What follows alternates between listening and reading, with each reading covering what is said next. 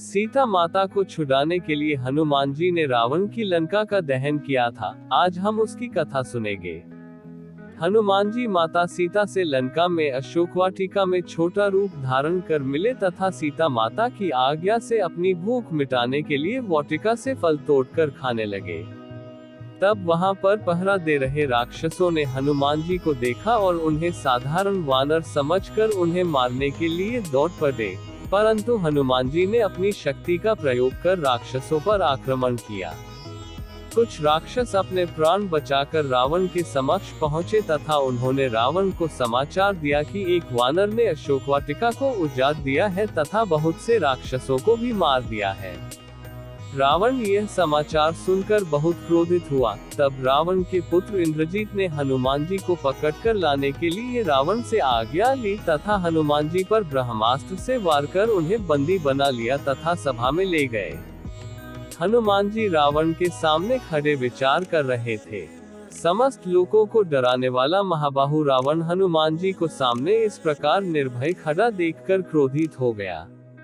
वह अपने महामंत्री से बोला, अमात्य, इससे पूछो कि यह कहां से आया है, इसे किसने भेजा है, सीता से यह क्यों बातें कर रहा था, अशोक वाटिका को इसने क्यों नष्ट किया, इसने किस उद्देश्य से राक्षसों को मारा, मेरी इस लंकापुरी में आने का प्रयोजन क्या है।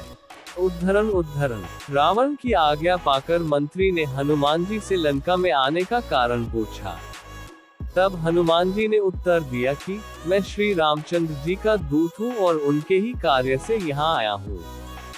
हनुमान जी ने कुछ क्षण शांत भाव से सभी की ओर देखा और आगे कहा, मैं किष्किंधा के परम पराक्रमी राजा सुग्रीव का दूत हूँ, उन्हीं की आज्ञा से तुम्हारे पास आया हूँ। हमारे महाराज ने तुम्हारा कुशल समाचार पूछा है और कहा है कि तुमने नीतिवान, धर्म, चारों वेदों के ज्ञाता, महापंडित, तपस्वी और महान ऐश्वर्यवान होते हुए भी एक परस्त्री को अपने यहाँ बंदी बनाया है। यह तुम्हारे लिए उचित बात नहीं है। तुमने यह दुष्कर्म करके अपनी मृत्यु का आह्वान किया है। तुम सीता माता को प्रभु श्री रामचंद्र जी को लौटा दो, वे निश्चित ही तुम्हें क्षमा कर देंगे। यदि तुम ऐसा नहीं करोगे तो तुम्हारा अंत भी वही होगा जो खर, दूषण और बाली का हुआ था। हनुमान जी की यह बात सुनकर रावण क्रोधित हो उठा। उसने अपने सेवकों को आज्ञा दी, इस वानर का वध कर डालो।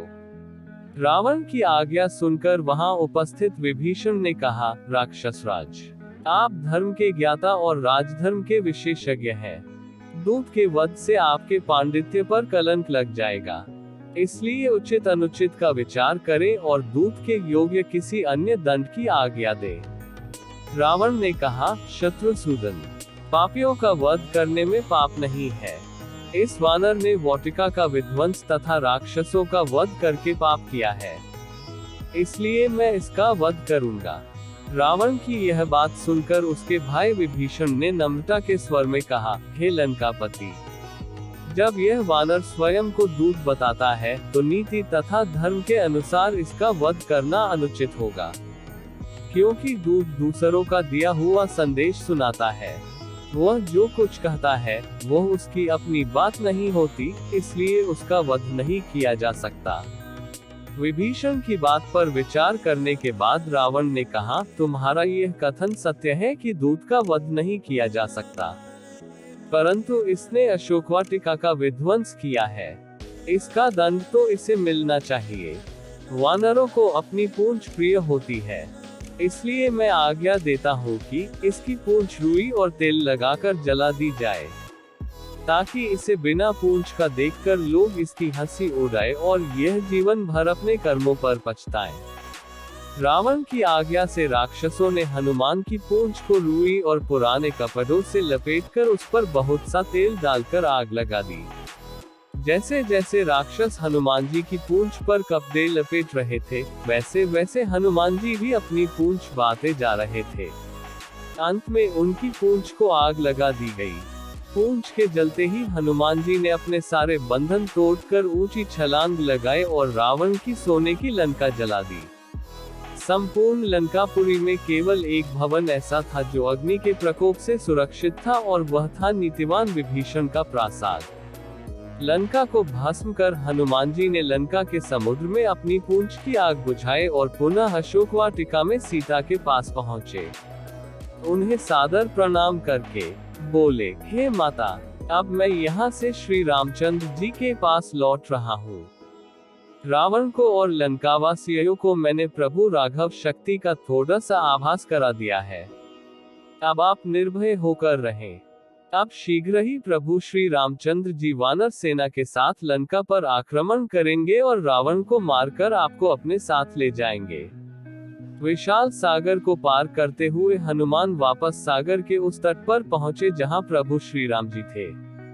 हनुमान ने वहां पहुंचकर सबका अभिवादन किया और लंका का समाचार सुनाया। सभी वानर प्रभु श्री राम जी तथा पवन सुत की जय जयकार करने लगे।